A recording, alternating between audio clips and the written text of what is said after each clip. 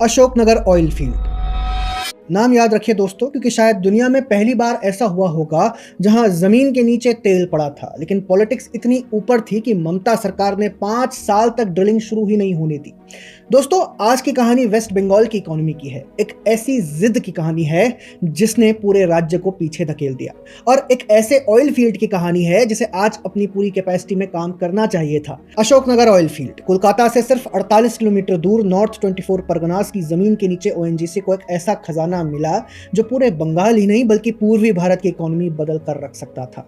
240 million barrels oil equivalent, world class crude oil, WTI और Brent crude के बराबर quality, API gravity 40-41 degree, यानी refineries के लिए प्रीमियम क्रूड, कम प्रोसेसिंग कॉस्ट, ज्यादा प्रॉफिट। लेकिन सवाल यह है कि अगर बंगाल की जमीन के नीचे इतना बड़ा खजाना दबा हुआ था तो इस पर काम क्यों नहीं शुरू हुआ?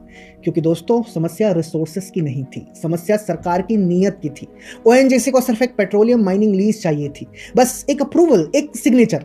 लेकिन ममता बनर्जी की सरकार ने वो सिग्नेचर 5 साल तक नहीं दिया। सोचिए, एक तरफ पूरा राज्य आर्थिक संकट से जूझ रहा था, दूसरी तरफ जमीन के नीचे हजारों करोड़ का तेल पड़ा हुआ था, लेकिन प्रोजेक्ट शुरू नहीं हुआ। क्यों? क्योंकि बंगाल की पॉलिटिक्स डेवलपमेंट से बड़ी हो चुकी थी। साल 2020 में केंद्र सरकार ने रिकमेंडेशन भेजी, जवाब शून्य। 2023 में रिमाइंडर गया, फिर भी साइलेंस। 2024 में फिर लेटर गया, फिर भी कुछ नहीं हुआ। जुलाई 2024 में ईस्टर्न जोनल काउंसिल की बैठक में मुद्दा उठा, प्रोजेक्ट फिर भी रुका रहा। नवंबर 2024 में पार्लियामेंट में पेट्रोलियम मिनिस्टर को कहना पड़ा कि डिले की वजह से नुकसान हो रहा है, और फरवरी 2025 में जाकर प्रोविजनल क्लियरेंस मिली, पूरे 4 साल 4 महीने बाद। लेकिन इसके बाद भी काम शुरू नहीं हुआ, क्योंकि इसके बाद भी लीज डीड और रॉयल्टी पर फाइनल एग्रीमेंट अटकी रही।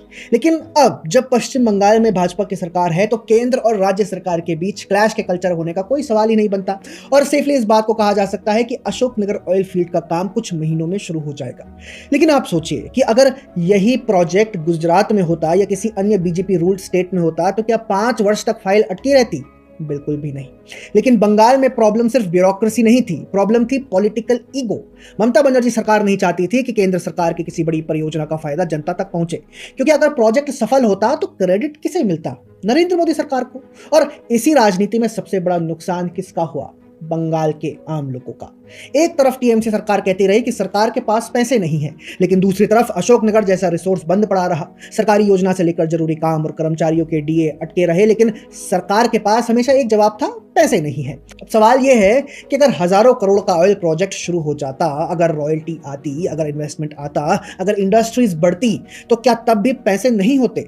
सच ये है दोस्तों कि बंगाल गरीब नहीं था, बंगाल को गरीब रखा गया।